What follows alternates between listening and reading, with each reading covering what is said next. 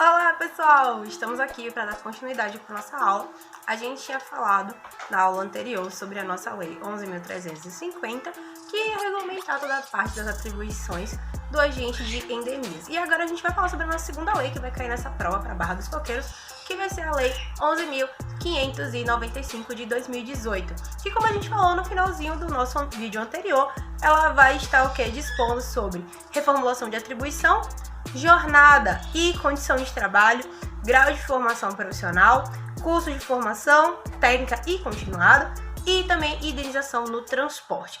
Então faz o seguinte, se você está assistindo essa aula, continua assistindo aqui no Instagram e abre no seu computador a lei, mas também se lembra que se você quiser, você pode estar adquirindo todo o conteúdo da prova, todo que está no edital, com a nossa apostila, tá bom? Então, qualquer dúvida que você tenha, me chama lá no direct que a gente conversa melhor. Então, vamos lá. O artigo 3º, a gente já pula direto assim. Vamos lá, artigo 3º desta lei tá dizendo o seguinte, que o artigo 4º da nossa lei anterior, que é a 11.350, ainda vai estar em vigor, mas vai acrescentar algumas coisas. Então, vamos lá. Dentro desse artigo 4º, a gente vai colocar o inciso 1, 2 e 3, que vai dizer o seguinte: são consideradas atividades típicas do ACE em sua área geográfica de atuação. Vai dizer que é o desenvolvimento de ação educativa, mobilizar a comunidade, tanto para a parte de prevenção, como também controle de doenças e agravos, porque realmente isso faz parte da descrição do trabalho, né? A gente trabalha com endemia. O que é endemia? É um tipo de doença. Então a gente vai estar promovendo saúde, também levando prevenção e levando conhecimento para as pessoas. Realização de ações de prevenção e controle também dos agravos à saúde. Vamos também estar tendo interação tanto com o agente comunitário e também com o pessoal que trabalha lá na unidade básica do local onde você estiver atuando. Identificação de casos suspeitos, tanto de doenças como agravos à saúde, e também vamos estar ajudando a encaminhar para a unidade de referência. Assim a gente vai tendo uma comunicação, claro, com as nossas entidades sanitárias responsáveis. E divulgação de informações para a comunidade, ou seja, quando você perceber qualquer alteração em sinal, sintoma ou risco de agente transmissível ou qualquer outra doença e até mesmo medidas de proteção tanto individual como coletiva, você vai fazer o quê? Você vai trazer essa informação para a população, porque, lembrando, como eu sempre falo em todo vídeo, todo profissional que trabalha para a área de saúde também é educador, tá bom? Então, a gente vê que ainda tem mais coisa, tá vendo? Vai ter atribuição pra caramba agora. Realização de ações para campo de pesquisa também, para a parte tanto de insetos como de moluscos naquele local, que a gente sabe que são transmissores de doenças. Cadastramento e atualização de bases de imóveis para questão de planejamento e definição de estratégias, principalmente quando a gente tem casas abandonadas ou terrenos também. Execução de ações de prevenção e controle de doenças. Uso também de medidas de controle químico e biológico para manejo ambiental, ou seja, para que a gente utilize formas químicas, mas também peixes larvófagos, larvicidas. Eu sempre me esqueço como fala esse negócio. Mas enfim, são peixes que comem larvas. Olha que maravilhoso. E aí eles vão comer larvas de insetos, tá? Para evitar principalmente que mosquitos como o Aedes aegypti ele continue se reproduzindo. Registro de informações referentes às atividades executadas, ou seja, tudo que você faz, bota aqui, papel e caneta. Sua palavra não significa nada para a questão judicial.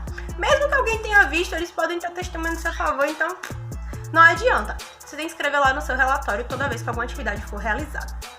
Também mobilização da comunidade para desenvolver medidas simples de manejo ambiental e também outras formas, porque a gente trabalha sempre com a comunidade, com a comunidade e para a comunidade.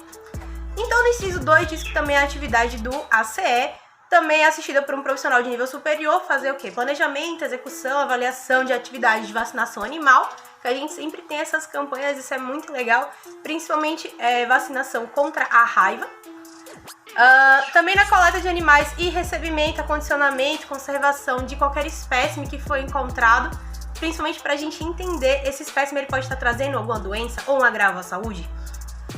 Também trabalhar na necrópsia com diagnóstico da zoonose, ou seja, algum animal que foi encontrado morto, aí tem que ser levado para fazer necrópsia. Vou fazer necrópsia? Não, calma, como a gente falou, vai trabalhar com um profissional de nível superior. Também a investigação na parte laboratorial, vai estar mandando para o laboratório, o pessoal da biomedicina vai estar fazendo o trabalho deles e a gente vai estar acompanhando. realização de planejamento, desenvolvimento, execução de ações, principalmente para controle da população animal. A gente pode estar procurando medidas principalmente de castração de cães e gatos, já que a gente sabe que cães tem a questão da raiva leishmaniose e dos gatos, infelizmente, ainda tem a questão da toxoplasmose. Então, a gente pode estar conversando também com os donos para que a gente consiga fazer essa castração. Existem muitos locais que fazem uma castração ou com um preço bem mais baixo e também tem campanhas de castração. A gente sabe que a Pio Décimo faz também e até o próprio governo daqui de Sergipe estava fazendo numa época. E aí no inciso 3º diz que o agente de combate às endemias pode participar também, se tiver um treinamento adequado, da execução, coordenação ou até mesmo da supervisão de ações de vigilância, tanto epidemiológica como ambiental. E aí, o artigo 6º desta nossa lei, 13.595, altera o artigo 5º daquela lei anterior, que é a 11.350. O número de lei é uma coisa muito complexa. Que diz que vai vigorar agora o seguinte: lá no artigo 5º, dizia que o Ministério da Saúde regulamenta as atividades de vigilância, prevenção, controle de doença e estabelece alguns parâmetros, onde nesses incisos vão entrar dizendo o seguinte: os cursos no que se refere devem utilizar referências principalmente da educação popular em saúde e vão ser oferecidos tanto para o ACE como para o ACS na modalidade tanto presencial como semipresencial durante a jornada de trabalho, tá bom? Tem que ser naquelas 8 horas diárias que você trabalha de segunda a sexta. E também o ACE e o ACS devem frequentar os cursos bienais, ou seja, a cada 2 anos para a educação continuada e para o aperfeiçoamento. E os cursos técnicos, para ambos, podem ser ministrados o quê? Na parte presencial ou semipresencial. Aí a gente já pula lá para o artigo 12, que diz o seguinte: a lei 11.350 passa a vigorar agora acrescida de mais um artigo, o artigo 9, artigo 9H, onde vai dizer o seguinte: será concedida indenização. Ó, essa aqui é muito boa, viu? Porque essa aqui é novidade. E onde tem atualização, sempre tem questão. Então, será concedida indenização de transporte tanto para o ACS como para o ACE que realizar despesas com locomoção para o exercício da sua atividade. Ou seja, você tem um carro, uma moto, seja o que for, até foi de ônibus, se você teve que pagar do seu bolso para poder realizar algo que estava na sua atribuição de trabalho. Porque naquele dia ou o carro da prefeitura não tinha como te levar, ou teve qualquer outra confusão e não teve como. Você usou o seu carro, sua moto, você pagou um Uber, não importa. O que é que vai acontecer? Eles vão ter o quê? Que te indenizar por causa disso daí. Eles vão ressarcir este valor. E aí no artigo 15 vai dizer o seguinte: não será exigida do agente comunitário e nem do agente de endemias a conclusão de quê?